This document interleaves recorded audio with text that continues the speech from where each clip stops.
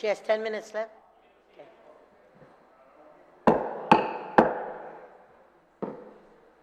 Good afternoon, colleagues. Imina 37 na legislature in Guam is back from recess. Before we took a break, I know that Senator Chairagui was conferring with the author of the legislation and legal, so I'm going to yield back to you, Senator Chairagui. I think you have an amendment. Thank you, Madam Speaker. Yes. Madam Speaker, the question I had asked was the commingling, as you put it, of funds, coming together. The whole purpose of this is to spend as much ARP funding as we can, infrastructure funding as we can, to utilize it. I mean, the worst thing that this body could do is not give it the tools needed in order to spend this money expeditiously. I mean, the infrastructure funding, I think, has a 5-year period, but the ARP funding doesn't.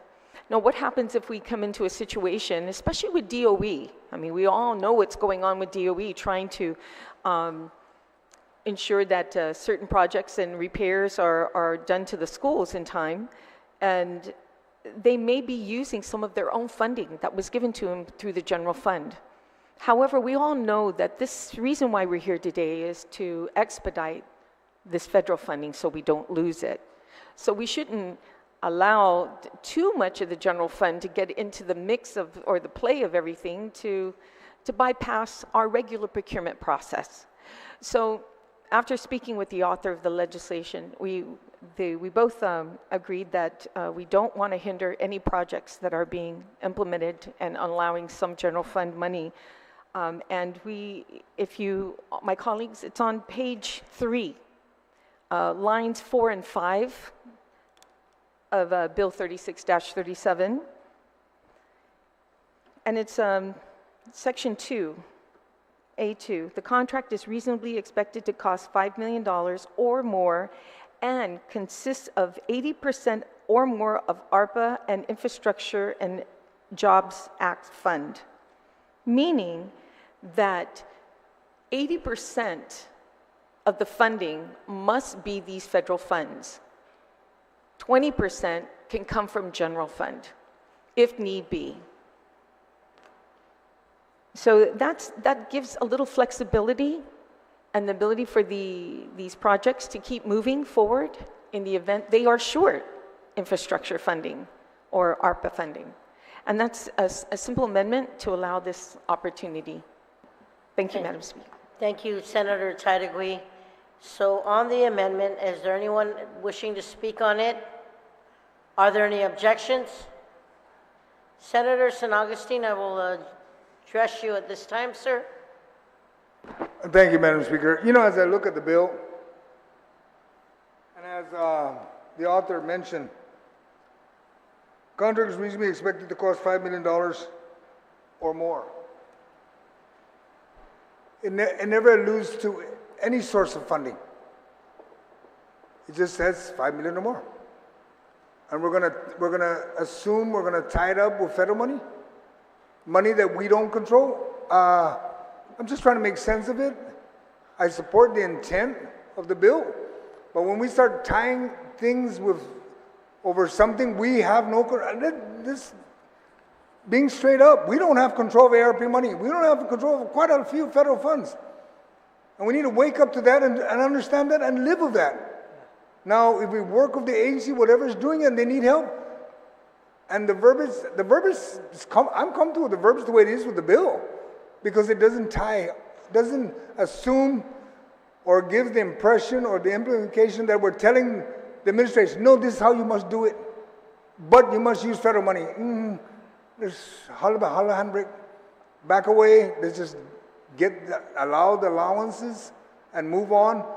And I hope that the administration, if they can give 80%, great, in whatever federal source that's available, but not tell them you got to use 80% before we allow. That's all, and that's why I have reservations about it. Are you, Point of information, Madam Speaker, if I may. One moment, just 1 second, just for clarification. Are you objecting, or are you going to give me? Are you going to do a point of information back to the senator. No, there's no need for point of information. I'm just stating what I'm reading. Guys, one moment, please. We have technical difficulties. Okay. Spare me Okay. one moment. Thank you. We are in temporary recess. Sorry, guys, can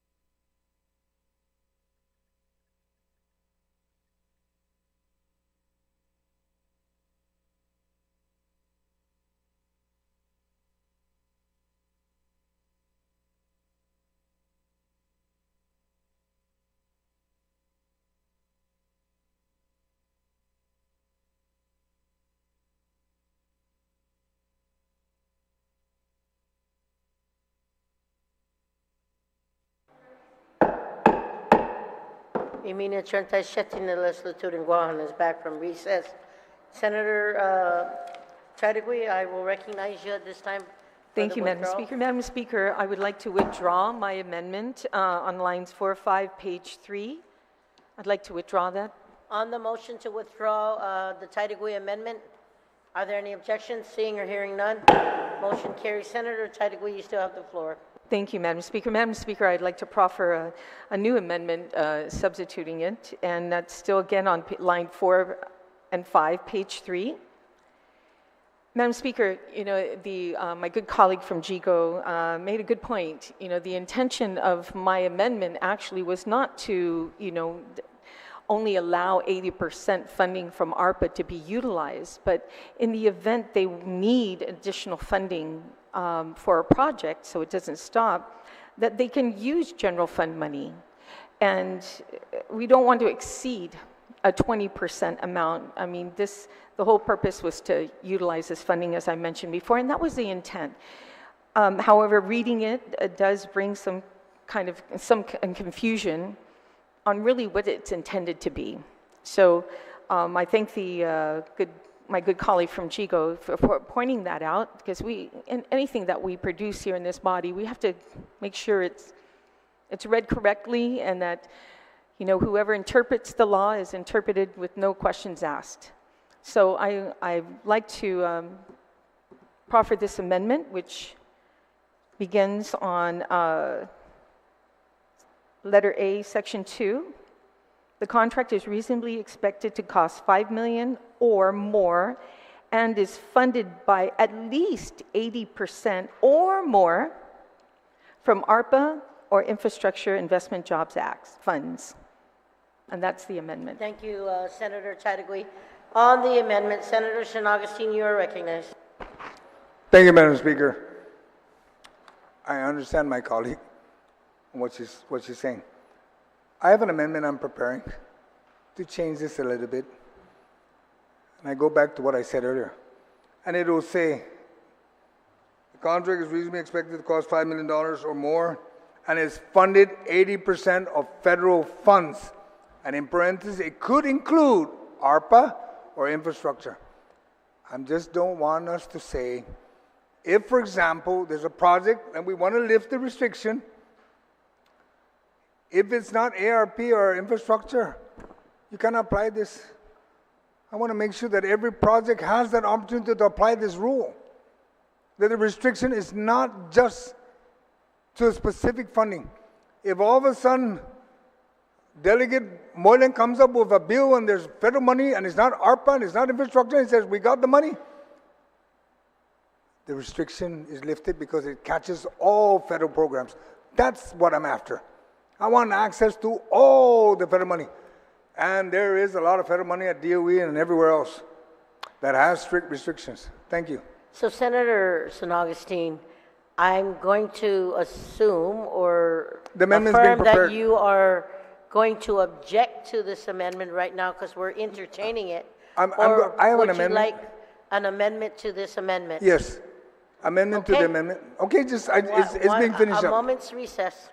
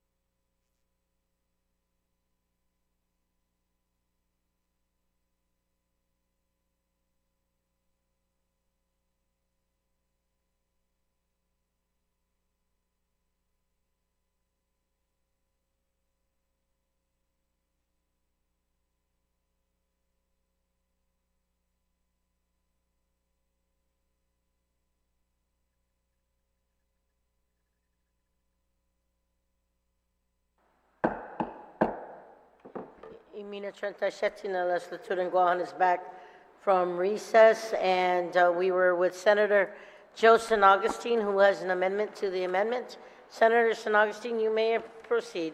Thank you, Madam Speaker.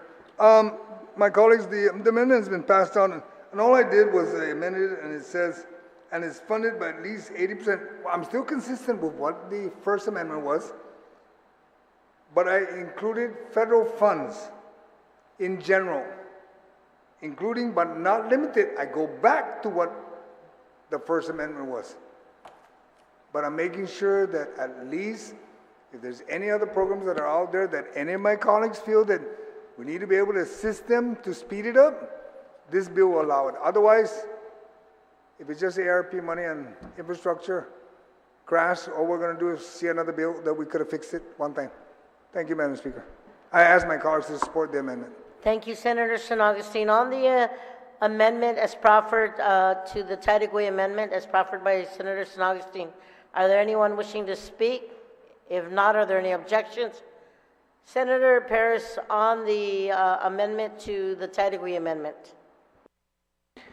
Thank you, Madam Speaker. This is an amendment to the amendment, right? Okay. Yes, Yeah. it's a San Augustine amendment to the Tadigui amendment. Yeah, so I'm a little bit concerned, and I spoke to the proffer of this amendment to the amendment. Yeah, the whole purpose of identifying or restricting it to these specific federal funds is because we know of the timeline. Whereas with these federal funds, I feel like it opens it up wider than I would like. Yeah, when we are streamlining expedited, or when we're trying to expedite protest procedures, I think we have to use a lot of caution. And, you know, I feel that this language might, maybe we don't know the full effect of it. And I would prefer that the body come back and add a fund than to just allow this as is. So that's my preference. Thank you. So there is an objection. Anyone else wishing to speak? Senator Tadigui on the proffered amendment by Senator San Augustine. Thank you, Madam Speaker. You know, I understand the concern of the author of the original bill, Bill 36-37, and her concerns. But I think there's mechanisms in place that would also, you know, avoid from any, you know, abuse of utilizing this legislation that is meant to expedite procurement. So these projects will be completed with funding that has a timeline to it. If we're going to use general fund, then, and there's money available for a project, this amendment also includes the amendment that the original amendment requires that 80% of that must come from federal, at least 80% come from the ARPA funding and the Infrastructure Investment Act, the whole purpose of why we're being here. But if there's any opportunity from general fund to subsidize a project that cannot be fully paid for by these ARPA funds, then we can go to the general fund and not to disregard other federal funds that can be available. Now, in the bill itself as a whole, there is a sunset provision in the bill that actually I have another amendment to shorten it a bit with the consent of the author of the legislation, to shorten it a bit. The last thing we want to do is have this law being used not in the intent it was for, and abusing, you know, that right. I have no objection to the amendment, because God knows, I mean, we just had an audit that came out that's not really true to form, you know, that's not showing, you know, real true excess revenue, if there is any, on the FY22 fiscal year. So wherever funding we can, it should come from. So I have no objection to this. Thank you, Madam Speaker. Thank you. Are there anyone else wishing to speak? If not, Would the author like to close, or would he like to call for the vote? Senator San Augustine? I just want to read one of the paragraphs on this bill, the legislature intent.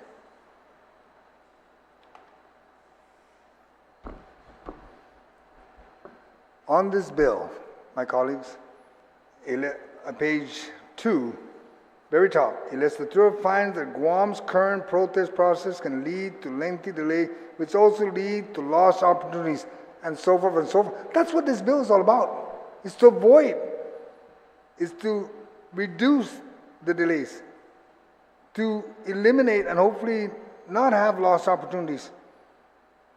And all I said was that it's inclusive of ARP and infrastructure, but we got to capture other federal programs, because there are many. And thank you. We just move for the vote. Thank you.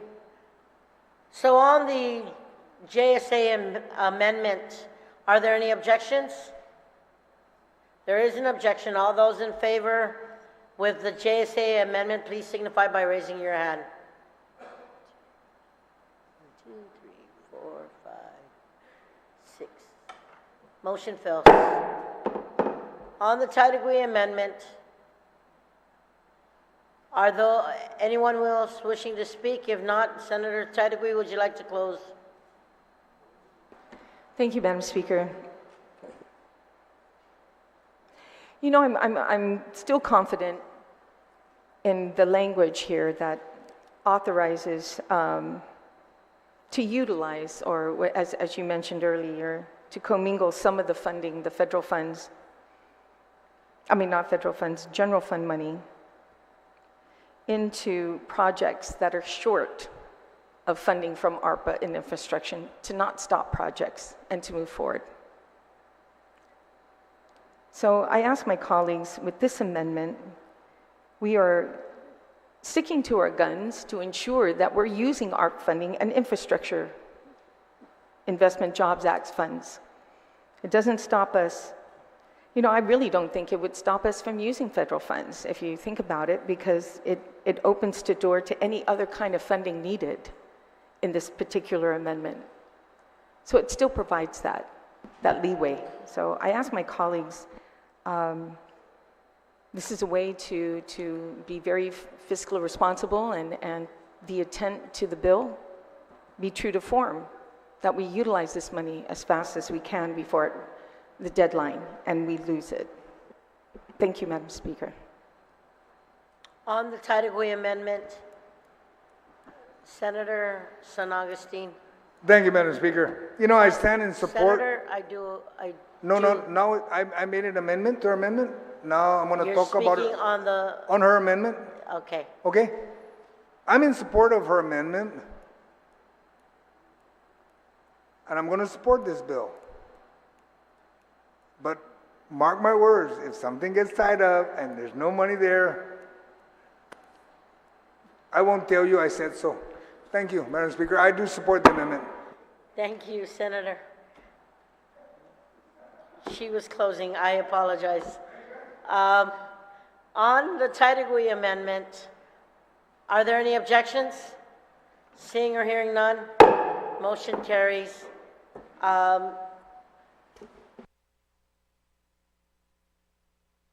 Senator Taitagui, you're still recognized. I know you have several more minutes. Thank you. You may proceed. Thank you, Madam Speaker. Madam Speaker, I'll just make this very quick. It's on lines 6 to 8, page 3. And this amendment is in A, section 3. The identified funding, crossing out the required labor available and required materials for the critical procurement contract, is restricted pursuant to ARPA and the Infrastructure and Investment Jobs Acts, or becomes restricted to material detriment of the procuring agency. This was an amendment, Madam Speaker, that was brought to my attention on, well, it speaks for itself, Madam Speaker. It just, yeah, so I'm, Thank as far you, as I'm Senator trying to Taitagui. move things along, so. On the amendment, anyone wishing to speak, are there any objections? Seeing or hearing none, motion carries. You have one more amendment, Senator Chadwick, you may proceed. Yes, I do. Thank you, Madam Speaker. Madam Speaker, very short again. It just simply crosses out the date, I'm sorry, line 9, page 5, and section 4. It crosses out 2030 to 2026. This was an amendment that the author of the legislation also wanted to proffer. And that being said, if anything needs to be extended, we can always come back to this body and extend it. But in the meantime, let's see how this goes and how this rolls and ensure that everyone is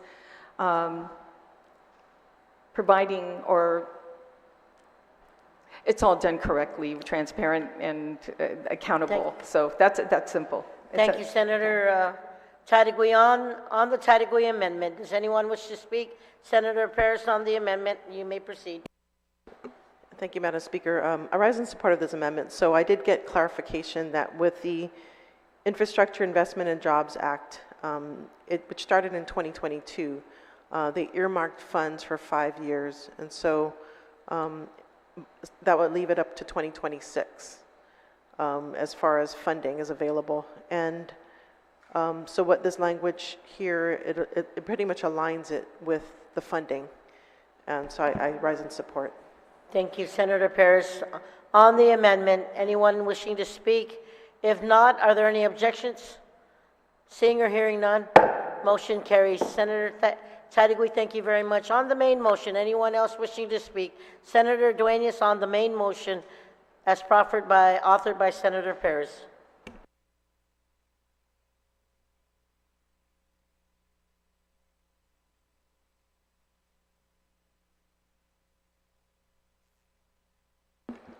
Madam Speaker. I've been listening to the discussion on Bill 3637. It's been interesting. One of the discussion points by some of the speakers on the floor was why not make it more narrow, and why not particularly in cases like GPA and other things that were mentioned. So I wanted to read something real quick and see if the author would answer my question. In the committee report by the OPA, it reads as follows in terms of their testimony. It says, "Thank you for the opportunity to provide testimony on Bill 3637. The Office of the Public Accountability OPA supports the bill. However, we would recommend the critical procurement contract should be designated at the start of the procurement solicitation and should be done by the Governor of Guam and the Attorney General of Guam, not by the procuring agency. It should be clearly stated that in the procurement solicitation, that is a critical procurement, and that any protest relative to the procurement will be treated in a specific expedited process. All prospective bidders for the procurement must acknowledge and sign off that they are aware and will abide by the special expedited process. In addition, the OPA will develop and promulgate the rules and regulations for this special expedited process within 90 days, which I think has been changed to 60 days. So in my simple reading of the bill, and I may be missing it, or maybe it's designed to be somewhere else, but my question is pretty straightforward and pretty simple. I don't read those recommendations in this substituted bill, so I want to see if the author would discuss why there was no need to do that, especially since the bill was substituted in committee. Thank you, Senator Duenas. Senator Paris, would you like to yield?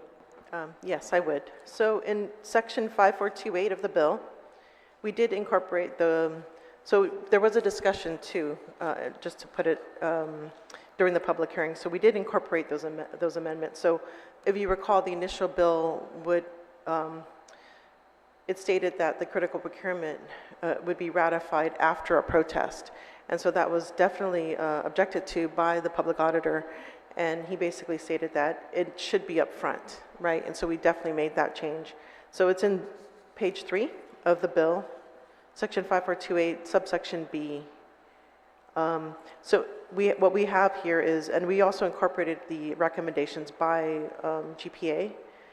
So the critical procurement shall be designated by the Chief Procurement Officer, the Director of Public Works, or the Governing Board of a procuring agency in accordance with regulations to be promulgated by the policy office. The critical procurement contract shall be prominently designated as such in the notice of and solicitation for the contract. So all prospective bidders, offerers, and contractors shall acknowledge and sign an affidavit that they are aware of and agree to abide by the critical procurement deadlines, rules, and regulations. So it is incorporated in the bill. Senator Dueñas. So, Madam Chair, I don't see the governor of Guam or the Attorney General of Guam contemplated as put forward by the auditor. Now, maybe that is in anticipation of the signature blocks being, I guess, on the front end, meaning that that procurement's been provided. And I think the reason why, because it is in the discussion later on in the bill, Madam Chair, that in the committee report, that the public auditor contemplates that it is the entity themselves that may have that special interest, and without basically tying in the governor's office and the attorney general in order to make sure that they have skin in the game, if you will, as this is an open-ended discussion. I mean, there's been a lot of talk about GPA, but some of the concerns that have been expressed on the floor have been concerns in regard to outside of just that narrow procurement, and that this applies to everything. And so I'm still wanting for the language of where is the recommendation of the governor's office and the office of the public auditor. Senator Paris. Yes, thank you, Madam Speaker. So just a point of information. So Section 5150 would definitely put the Attorney General in control. Being that this is a $5 million or more contract, that would automatically require the Attorney General to ensure that the procurement is above board. And so in consultation with the procuring agency, would have to, he would have a say in that. I know the way it's stated here is the Chief Procurement Officer, Director of Public Works. So we were picking the heads of these agencies. Most of the line agencies go with GSA when it comes to services and goods. Of course, Department of Public Works is the head of construction, which is where this bill falls mostly on, if not all. And we put in governing board because the CCU, so this was at the request of a recommendation by GPA. So naturally, the PUC, any procurement of $1 million is overseen by the PUC. So there's a lot of eyes on this. And in regards to the governor's office, she has her executive branch that is overseeing it through those departments. Thank you, Senator Paris. Senator Dueñas, does that suffice? Not really. But so what I'll do is a little bit more homework. But my issue is that it's not clearly delineated, in my opinion, that it's at the front end. Because what you're asking for here generally is, or what this bill is trying to do as I read it, its simple implication, is to expedite the procurement, is to take it to a different level in terms of protests and what happens in this situation, so to facilitate. And so if it's not specifically as what the OPA asked for, and I think the OPA was asking for this, in the letter of the law, to ensure that basically it's almost the certification process of the expedited or of the procurement, and what would happen as it goes through the chain, because you're giving basically some sort of a special designation, if you will. So I will contemplate that on how I choose to decide to vote on the bill in the end. But I in my opinion, that's my major concern with this bill, is that it seems as though it did not take into consideration the specific recommendation by the OPA. But I'll do some additional research. But I don't agree with the author's presentation. Thank you, Madam Chair. Thank you, Senator Dueñas. On the main motion, anyone else wishing to speak? If not, Senator Paris, you may close.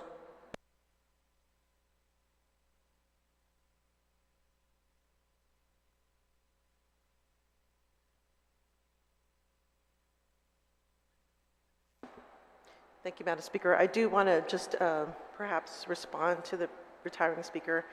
I do recall in the public hearing there was a discussion that took place.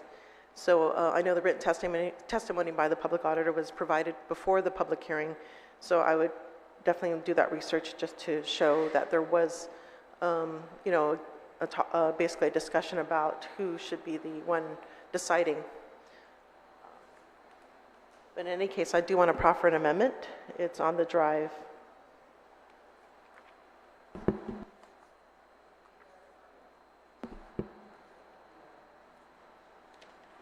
Does everybody have the amendment?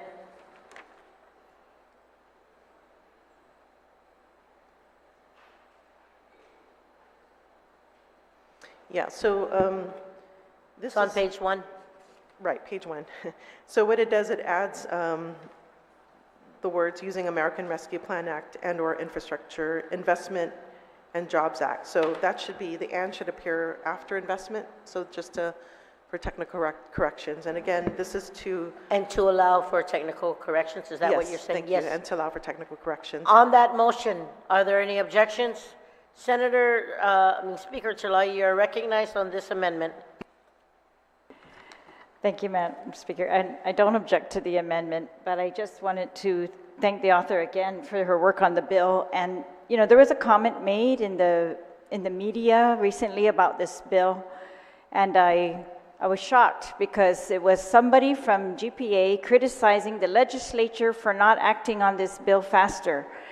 And I remember the hearing, and I'm reading the committee report again, and there were so many, even conflicting testimony as to what should be or should not be included in this bill. And the previous speaker is one of the examples as to, yeah, there was testimony, and then there was a change in that. And so I find it to be very complex work that has been done to make the bill better and a little bit more narrow and more in line with the original intent.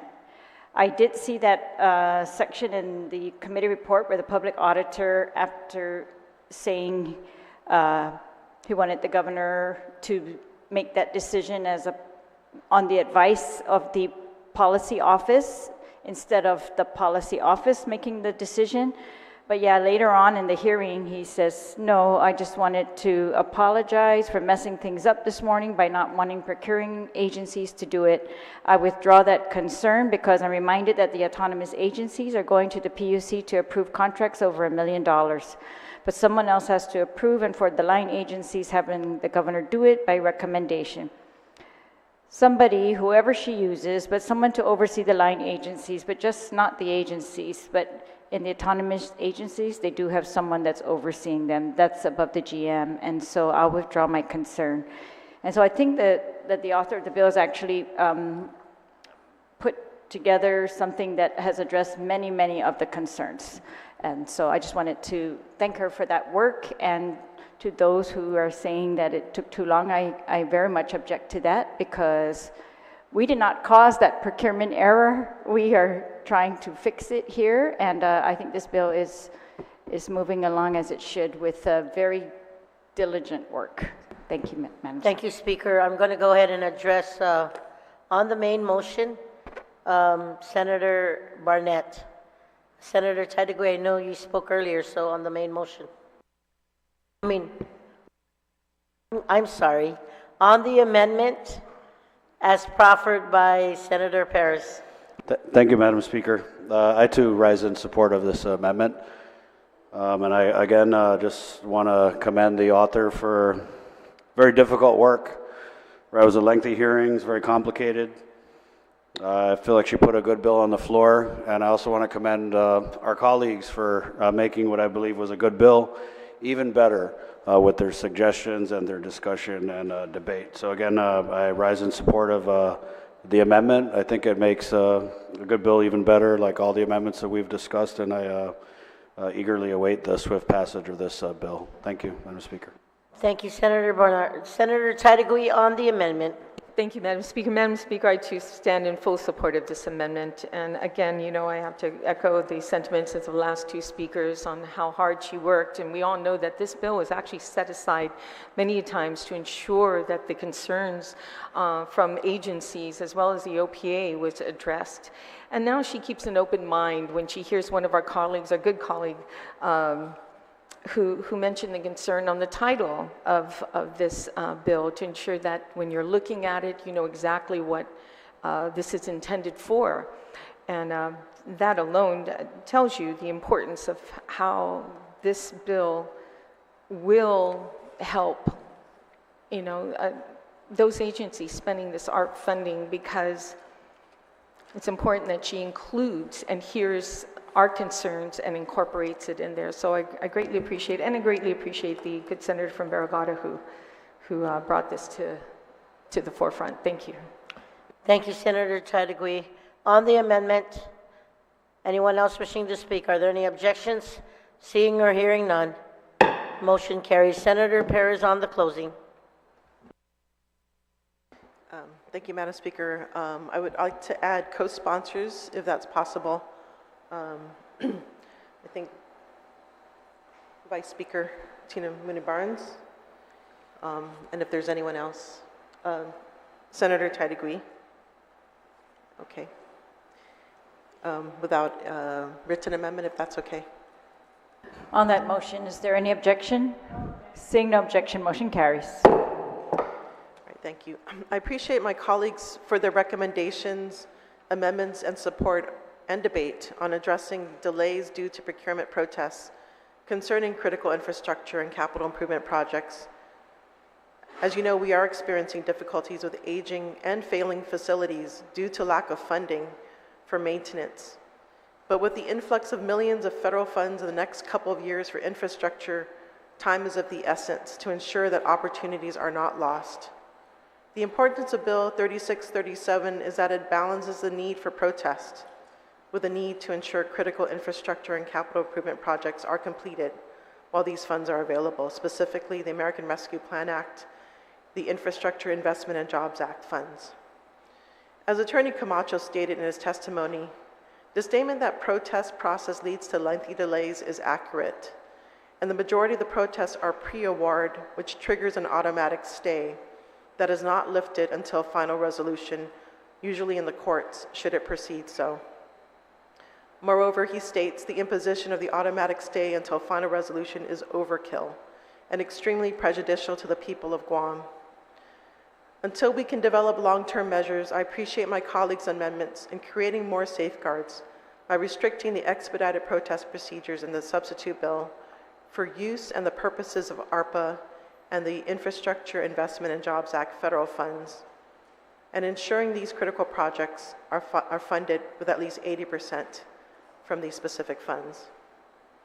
We need consistent power, we need water, and new facilities. It is with this hope that we can get these projects done in the next couple of years with using this expedited protest process that is fair, equitable, and that fosters broad-based competition. And I ask for my colleagues' support. Sidus Masi.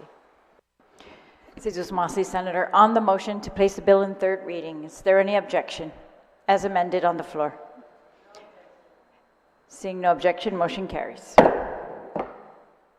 We're now on Bill number 99-37 COR. Senator Chadegui, you are recognized.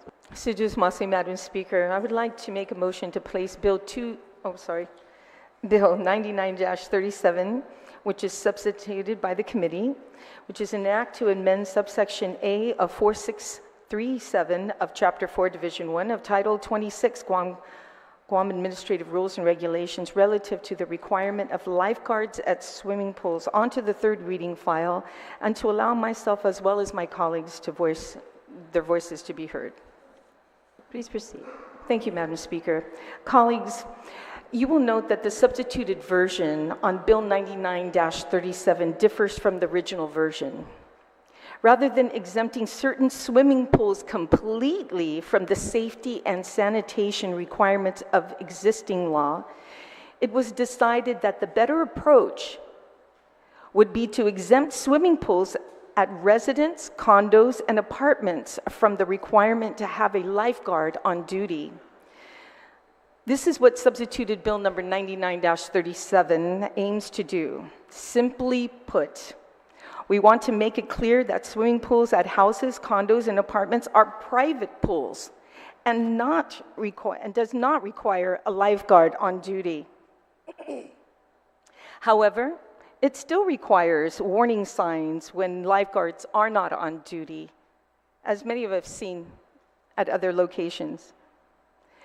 As lawmakers, we have a duty to enact laws that protect the health and safety of our people. Our laws, however, must be reasonable and must not cause our people undue hardship. It is not reasonable to have what clearly private swimming pools to be considered public pools. It is not reasonable to accept homeowners to pay an enormous amount of money to comply with an unreasonable law. Testimony presented during the hearing on this bill states that the cost of having a lifeguard on duty can exceed $80,000 a year. Unlike community swimming pools in residence, condos, and apartment complexes are only used by the owners and tenants and their guests. These are not public swimming pools. They are private. To require them to have lifeguards on duty, expensive and unjust. I'd like to give an example of what everybody knows him, Chris Felix, one of the realtors on this island for like decades. He's been here. And he oversees at least, he said, about 40 to 45 complexes, many of them having swimming pools. He said, it just doesn't make sense. Because if I own a house and I have a swimming pool in my house, it's considered private. But what happens if I rent my home out to somebody? Does that mean now it's public? Absolutely not.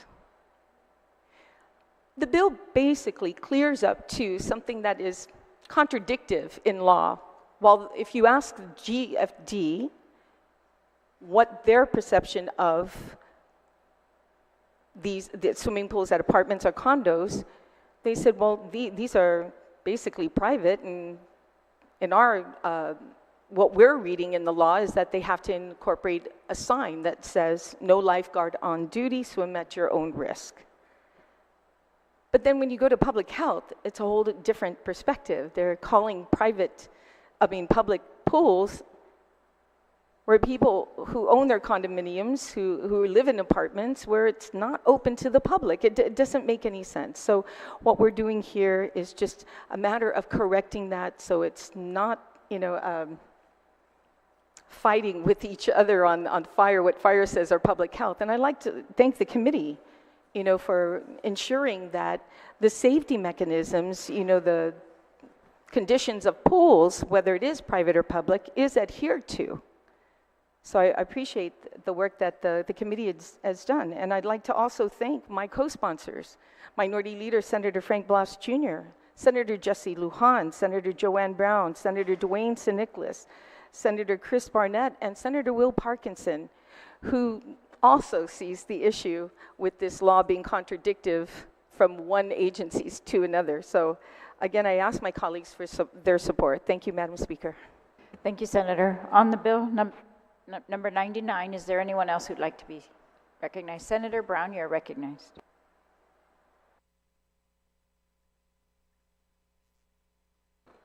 Thank you very much, Madam Speaker, and I certainly rise in support of the bill, not just as a co-sponsor, but having sat in for that particular hearing on your behalf, I had not been aware to the extent that this was an issue of concern.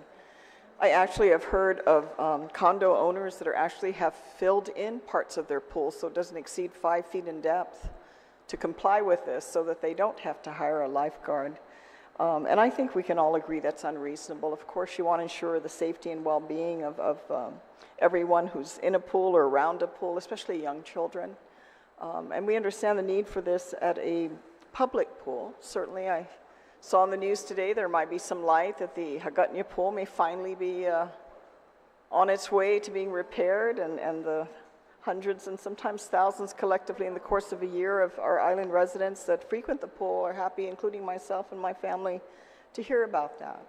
But in the law itself, it's amazing just how a few words can have such tremendous impact, positive or negative. And certainly in this case, for those who have private pools or those that live in condominium complexes or apartment complexes that have pools, this was a restriction for them, an unreasonable restriction. And certainly that responsibility and liability goes on to them with the operation of their own private pools. And I think a simple clarification of putting that out there of what is public and what is private, what your responsibilities are and as a private pool owner, and certainly what the public responsibilities are at public pools are. I think it's important to make that distinction so we don't get to the confusion and see what undue burden this does put on the rest of the community. So I certainly support the bill. It's not a very complicated one, but I think it will have a lot of positive outcome, especially as a result of hearing from those in the private sector and private homeowners and pool owners that were adversely affected by the existing statutes. So I certainly support this bill. Thank you very much, Madam Speaker. Thank you, Senator Brown. On the bill. Anyone else on the bill?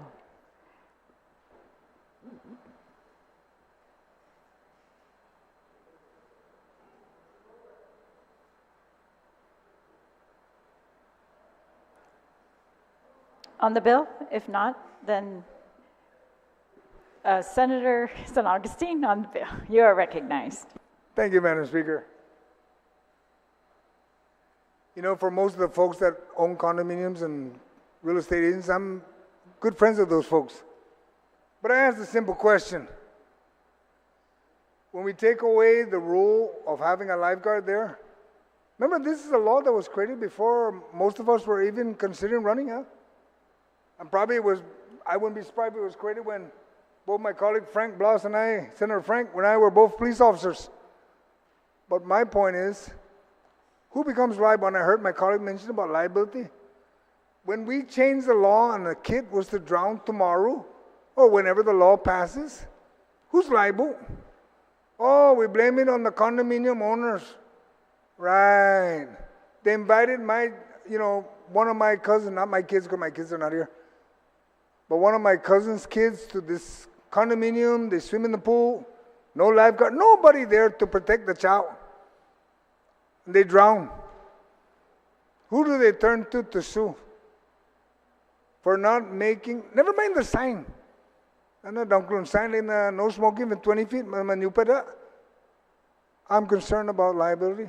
I'm concerned about the children that are swimming. I'm concerned about, do those folks that own the condominium, that pay part of their package deal, they get to use the pool. They know the restrictions. They know what they need to take care of. But when somebody drowns, who becomes liable? With the law currently, or the rules currently, the government's got to make sure somebody's there. And if not, they can't open. And if the government checks and the condominium owner says, yeah, we have a lifeguard, great. He's qualified, great. We're protected, great.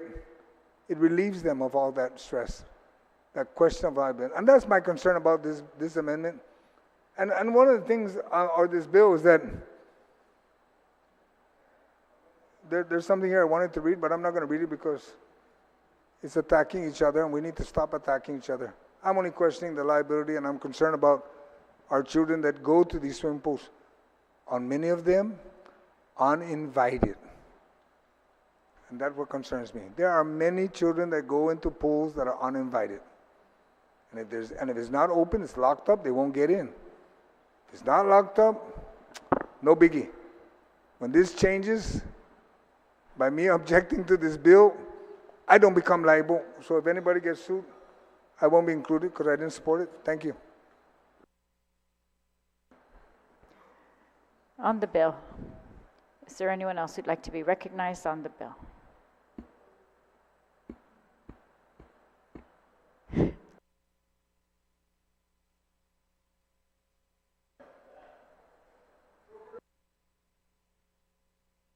Senator Lujan, you're recognized on the bill. Thank you very much, Madam Speaker. Madam Speaker, I rise in support of this bill. And I got to say, as one of who had opened up probably one of the biggest facilities here in Guam, a water park, to answer the previous gentleman's question, whether or not you have a lifeguard on duty or not, whether signs are erected or not, does not remove the owner of the facility from any liability. I mean, again, for one had run one of the biggest water parks here in Guam, we had lawsuits. We won some and lost some. We prevailed in some, and we prevailed in most. But whether a person gets injured, whether you're gated, or whatever it may be, it's again, it doesn't remove any liability on the owner or the HOA. A good example is a lot of the homeowners, the condo owners, apartment dwellers as well, when and if they have parties, I know in my experience that especially when they have a lot of kids, it's a kid's birthday party, they would call our office and ask if any of our guards are available because they want to rent them out for the day. We make sure, of course, that they're certified, their current certification in CPR and first aid and all that. Now, again, most of the HOAs have taken that upon themselves to, again, inform their condo owners that, of course, they all know, they all sign on as a condo owner that there are no lifeguards on duty. Again, but it doesn't remove liability from the person throwing the party or even the homeowners association. But they take that extra precaution. So again, in requiring that lifeguards on duty in private dwellings, like private homes or apartment complexes and again, condominiums, yes, there are signs. As the previous speaker, yes, there are quite a few uninvited guests. But that's when the homeowner, again, the association has to come together and say, how are these people coming in, not being invited to come into these facilities? How are they getting access to these facilities? Because if they're uninvited and having access to these facilities, that means you're not taking all the precautions necessary. And so, again, you're opening yourself up to extreme liabilities should an injury or a drowning occur. So again, to put this unjust burden on homeowners or apartment dwellers or condominium owners as well, they've already taken this responsibility. But likewise, even again, if you have a certified lifeguard on duty, and a person gets injured or drowns, doesn't mean that it removes you from any liability from that person that got hurt or drowned. Believe me, they will still take you to court, and you better be justified because you might win or lose the case. So whether or not you have a it doesn't matter what certification you have, or how many signs, or how high your fence is. If somebody gets injured or drowned in your facility, it doesn't remove the liability on the person that is injured or drowned. But with this bill, what this bill does, it just takes the undue burden away from, again, the private homeowner that may want to build a pool, or condominium, the homeowner association, the most responsible ones, and most of them I know are very responsible, and they have their monthly meetings and say as such that, hey, if you're going to have a party, it's best that you hire a guard. And most of them do. Most of them do that. And so that being said, again, I would stand in support, and I'm one of the sponsors for this bill. I think it's, again, just removing the unnecessary burden that is imposed on private homeowners that have pools, and likewise condominiums and who are, again, governed by their homeowners association, and likewise, even apartment complexes. They have not a HOA, but some version of that governs their pool use and all that. So with that, I stand in full support of Bill 99-37. Thank you, Madam Speaker. Thank you, Senator Lujan. On the bill, Vice Speaker, you are recognized. Thank you very much, Madam Speaker. Madam Speaker, I really don't have an objection to this bill, but I just want a clarification, if I may, and maybe ask the author of the legislation, based on the retiring speaker's comments on the issue and the liability that is imposed, whether this bill is passed or not. Maybe my question to the author was, would there be any government liability in this matter? And I just want to make sure that if this was taken away, or if there's anything in statute, I haven't read anything, but if there's anything that would bear responsibility on the government, then I may have concerns. So I just want to make sure if anybody can answer that question for me. If Madam Speaker, if I may, the author or any speaking. Would the author yield to that question? Thank you, Madam Speaker. And yes, I absolutely. It's a good question, and of course, these have to do with private ownership, private buildings. That has nothing to do with government of Guam. And I think the previous speaker, the good senator from Tumiling, Senator Lujan, explained it completely. He definitely has experience when it comes to swimming pools and understands the liability perspective of it. However, that doesn't stop. Let's say, for instance, the Hagatya pool is open, or the pool in Dedido is open, and there is an issue there. Of course, that is owned by the government of Guam. They could be responsible. The Guam Claims Act, anybody who gets injured or hurt while at a public swimming pool, which is the only public swimming pool I know so far is the one in Dedido, and of course the old Hagatya, which is not open and running yet, the government will be responsible for that.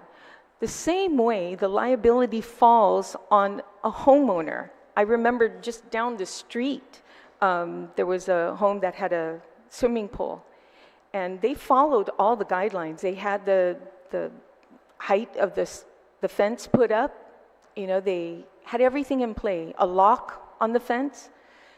But somehow some kids, just thought they would take a joy swim and jump over the fence and swim, and actually one of them drowned.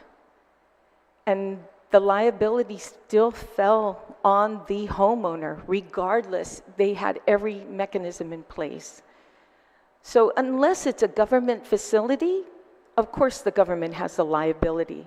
But if it's a privately owned facility, the liability falls on that owner. I hope that answers the question. Madam Speaker, for letting us hear the answer from the author of the legislation. And like I said, I understand why this kind of legislation is being put into place. I know that when we look at providing that additional manpower and making sure, I know that there's condominiums and apartments already have regulations and rules, and a lot of times you'll see that the liability is borne through those that are going to use the facility. So in this effort, I'm just going to continue to listen to more of my colleagues and see what they have to say on this measure. But at this time, Madam Speaker, for me, I can understand why this legislation was put on the floor. So thank you for giving me the opportunity to speak. Thank you, Vice Speaker. On the bill.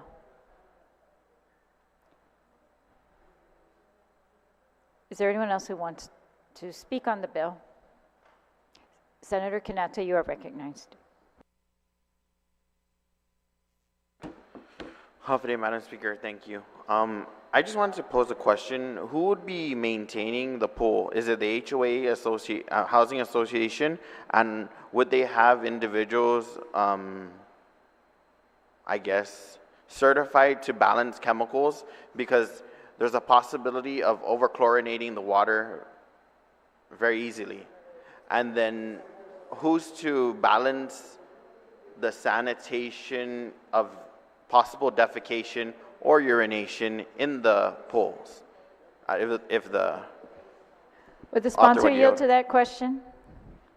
Absolutely, Madam Speaker. Madam Speaker, homeowners association, hires, professionals to come in usually. And according to Chris Felix, this is not just coming from me, but, even with experience, they hire these individuals who come in once a week, and they even have building managers that actually skim the pool daily.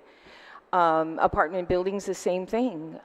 Anytime there is anybody gets sick from going to swim, that's opens for liability, to the homeowner or homeowners association, or opens liability to the apartment owner as well. So of course that should be done. I don't think anybody wants to swim in green water, so. Senator Connett.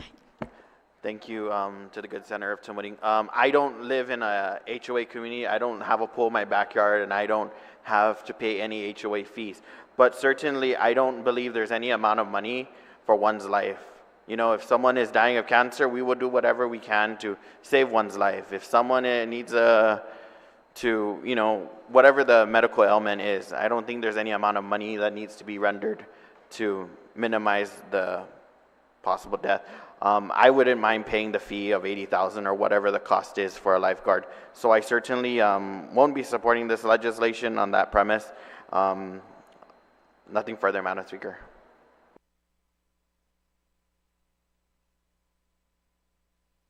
Thank you, Senator. On the bill, is there anyone else who'd like to be recognized on the bill? Wait, Senator San Agustin, you're already recognized. Point of information. Yes. Based on what was said, since some of our colleagues are knowledgeable about liability, as long as it's on record, we're not going to be liable, I will support the bill. Because I know a lot of those condominium owners. Okay, so I withdraw my objection.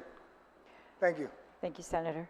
On the bill, is there anyone else who'd like to speak on the bill? Senator Barnett, you're recognized. Thank you, Madam Speaker. I had a question for the author. Would the author yield? Oh, yes, please state your question. Thank you, Madam Speaker. It's a very short bill. It's barely a page, but I just want to make sure that if we're going to be waiving this requirement, that there is some sort of backstop. So I guess my question to the author, is there anything existing in the rules and regs that would mandate any of these complexes, apartments, condos, townhouses to post signage related to the lack of a lifeguard at these pool facilities? Sponsor yield to that question. Absolutely, and that is also a very, very good question. You can find this section in 26 GAR, Public Health and Social Service, Division 1, Chapter 4, Public Health and Sanctions, beginning on page 120.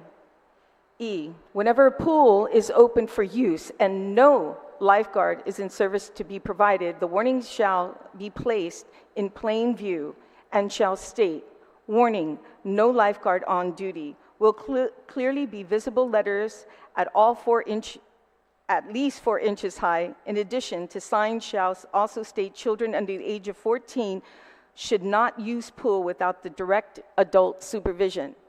Now this is already in the GAR. So I hope that answers your question. Senator Barnett. Thank you. It does. I'm just a little concerned about the apartment complexes. I mean, I get that the condominiums are, just from I'm not a realtor, But just from what I see, you could have condominiums, complexes, like Floripago, is that a condominium or is that an apartment complex? Oh, can Would I? the sponsor can I, yield to yeah, that thank question? you. Floripago actually is a townhouse area. It's individually owned, so it does fall under an individually owned complex, like a condominium. So it's very similar to that, unlike an apartment, which is owned by one owner versus the townhouses and Right. condos Yeah. owned individually. Thank you for that. And I guess that's where my concern lies, and I'm not sure if there is an amendment or anything that the author can whip out in her closing, but just because apartment complexes, you could have an apartment complex with 4 units, or you could have an apartment complex sometimes with 440, or even in some cases 400 units. And so I think when you're looking at a greater number of people equaling a greater number of kids equals to me a greater risk of something that we don't want happening, the likelihood that that could happen. So I just wanted to express my concern about the apartment complexes. 'Cause when I grew up in an apartment complex, and it was, Academy Gardens, and this was like 6, 7, 8 different apartment buildings with a swimming pool. And so I think in those instances, it might be prudent to warrant a lifeguard, but again, I just leave it to the author if she wants to work on that. But I will say, though, that all this talk about these swimming pools has got me thinking about the Agatnia pool and the Dedido pool, and I don't know if there's anything we can do to assist those situations, but there was a release that had come out about 60% of plans being done as a major milestone. But anyway, thank you, Madam Speaker. Appreciate that. Thank you, Senator Barnett. Thank you. On the bill, is there anyone else who'd like to be recognized on the bill? If not, then the sponsor, Senator Parrish, you are recognized on the bill. Thank you, Madam Speaker. I just have a couple questions. So in exempting these private pools, is there a way to mitigate? I mean, is there other mitigating measures that can be added or language that can be added to, prevent drownings? Is there potential language, or does it already exist in law? For instance, having, not swimming alone, or having parents or adults with children. That sort of thing. Is there other language, or perhaps Are you asking the requiring- sponsor to yield, Senator? Yes, I am. Would the sponsor yield to those questions? Thank you, Madam Speaker. I just mentioned earlier when the good senator from Jotnya asked the question about signage. It's not only just the signage and even telling you how large each letter is supposed to be by 4 inches, but it also says that children under the age of 14 should not use pool without the direct supervision of an adult. So this sign is put up, to incorporate any children. I mean, if there's any kind of mitigation, other than requiring somebody to wear a life vest when they go into the swimming pool to swim, that might, defeat the purpose. But other than that, I think, the language is very clear. It's just not having to have lifeguards in these private pools. Private. Government of Guam, I'm sure this body would be happy to, impart some mitigated measures in there for government, but I think private pools are very constringent already, and I'm pretty sure that the owners of the Homeowners Association, for one, is going to ensure as much safety things in place for those who own that pool versus and apartment buildings or townhouses as well. But I really can't think of anything else other than that. And I appreciate the question too very much. Thank you, Madam Speaker. Thank you, Senator. Senator Parrish, you are recognized.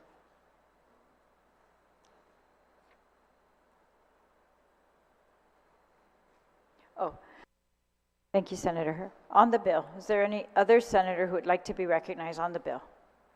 If not, then the sponsor may close on the bill. Thank you, Madam Speaker, and to my colleagues who brought up these very good questions, and concerns. I think one of the things that were brought up is the cost that's incurred for using a lifeguard. Many of our families today no longer live in homes because they can't afford it. They're either moving into apartment buildings or condominiums.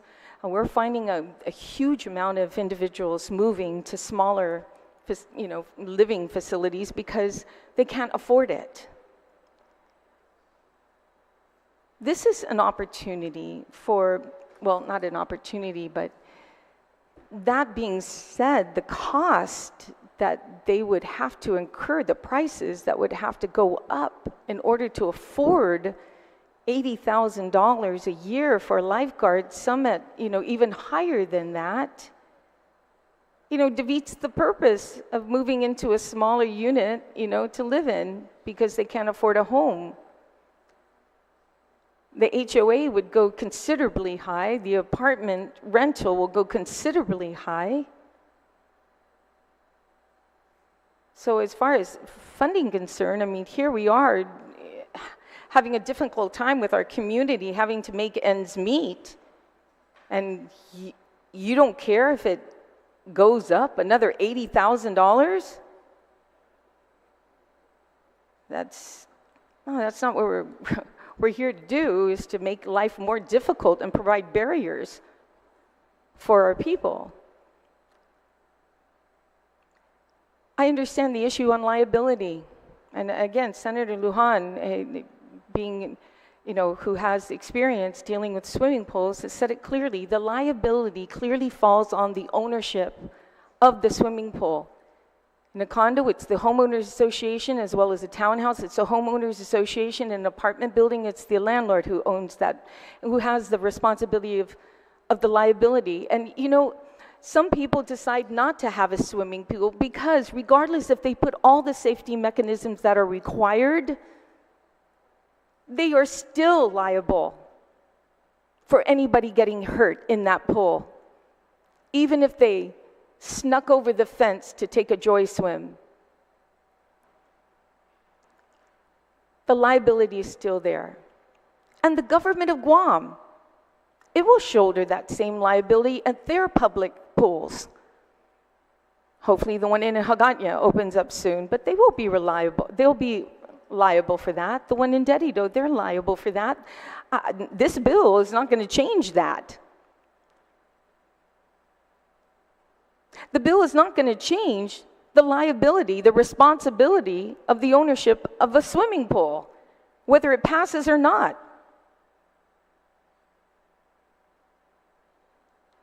So I ask my colleagues, this is a bill that was brought to us by individuals who oversee condominiums, realtors who hear from tenants and homeowners associations saying this is so costly, we're going to have to raise the rent.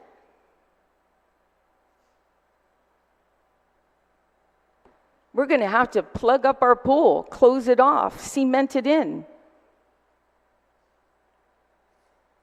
So, I ask my colleagues to please consider this measure as a step to help those who live in condominiums and apartments,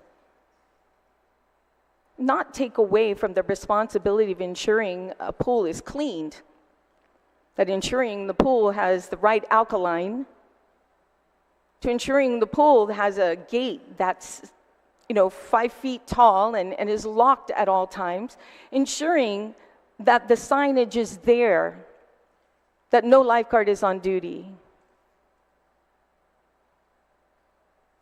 It's all there, my colleagues, it's all there. So I humbly ask for your support. Thank you, Madam Speaker. Madam Speaker, I wish to place Bill 99-37 COR into the third reading file, into the voting file. On that motion, seeing no objection, motion passes. We're now on Bill number 107-37 LS.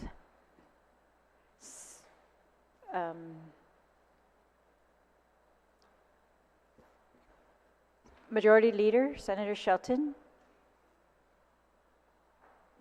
You're recognized. Assiduous Masi, Madam Speaker, I move to place Bill number 107-37 to the bottom of the file.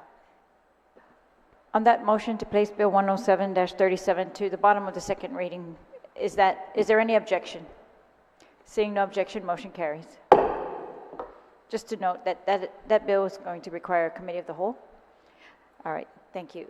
Majority Leader Senator Shelton. We're now on Bill number 120-37 COR. Senator Shelton, you are recognized. Assiduous Masi, Madam Speaker, I move to place Bill 120-37 COR as amended by the Committee on General Government Operations and Appropriations to the third reading file, and I ask for the opportunity to speak on the bill. Please proceed.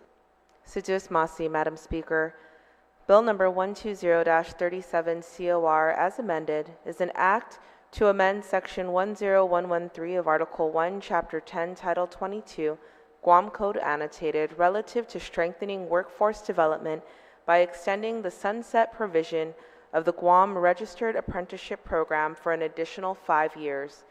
I thank the Appropriations Committee Chair, Senator Joe San Augustine, for conducting a public hearing on Bill 120-37 and preparing the committee report in time for our regular session. Madam Speaker, I thank the Legislative Council for reviewing the bill and for offering technical amendments which were included in the amended version of Bill 120. Established in July 2006 through Public Law 28-142, the GRAP provides tax credits to companies that employ and support individuals through eligible apprenticeship programs. The GRAP law provides tax credits to eligible businesses equal to 50% of the qualified training costs paid or incurred by these businesses.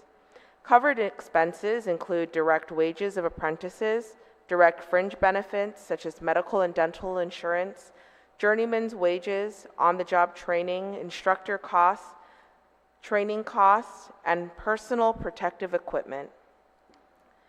According to the Department of Labor, since its inception in 2006, GRAP has benefited thousands of apprentices who are now working in career fields that have supported Guam's economic growth. Since 2009, it has provided $52.7 million in tax credit incentives to dozens of businesses that employ apprentices. And in the last 4 years alone, this program has provided $17 million in tax credits to employers. The Guam Department of Labor works with more than 15 employers and over 250 apprentices every year. And according to the agency, that number is projected to double in the next 5 years as the construction industry booms and more funding becomes available from the Manpower Development Fund to support apprenticeship programs. Madam Speaker, today and in the face of unprecedented military expansion and the difficult reality families across our island continue to face, the median price of a single-family home is at $415,000 as of the third quarter of 2023. The interest rate on a 30-year mortgage remains above 7% as of mid-November. And Guam continues to rely heavily on foreign skilled construction labor, with the number of H-2B workers on Guam surpassing the 5,000 worker mark as of October 2023. Bill 120-37 could not come at a more critical time for Guam. This legislation is necessary in our broader work to support companies across our island who are helping our moms and dads, brothers and sisters, uncles and aunts develop or strengthen their skills as electricians, plumbers, and carpenters, those who build our homes. Bill 120-37 also helps address other important occupations like heating, ventilation, and air conditioning technicians, line workers, and telecommunications technicians, those who help maintain our homes.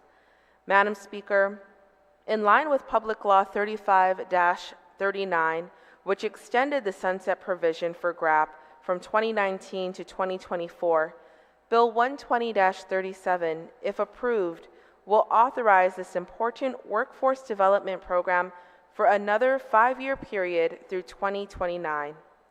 GRAP is an effective means by which to keep jobs and people from leaving the island. It is an example of how what was once an innovative program for dealing with the loss of skilled jobs has become a crucial part of the economic toolkit that we rely on to promote the development of new skills and to fill new jobs. Madam Speaker, I thank you for the time today and my colleagues here for the opportunity to present Bill 120, and I ask for your support and their support and the discussion moving forward to strengthen this bill. Sidious Masi. Sidious Masi, Senator Shelton. My apologies. It was brought to my attention that this bill, because it contains a tax benefit, according to our rules, our standing rules, requires a committee of the whole as well. So if I could get a motion to maybe move this, and we'll do the committee of the whole bills on Wednesday morning? Yes, Madam Speaker.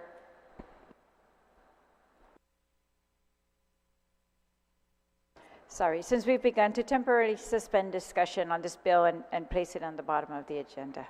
Yeah. Thank you very much, Madam Speaker. So moved. Thank you, Senator. On that motion, is there any objection? Seeing no objection, motion carries. All right, we're going to, 1, 2, 3, 4.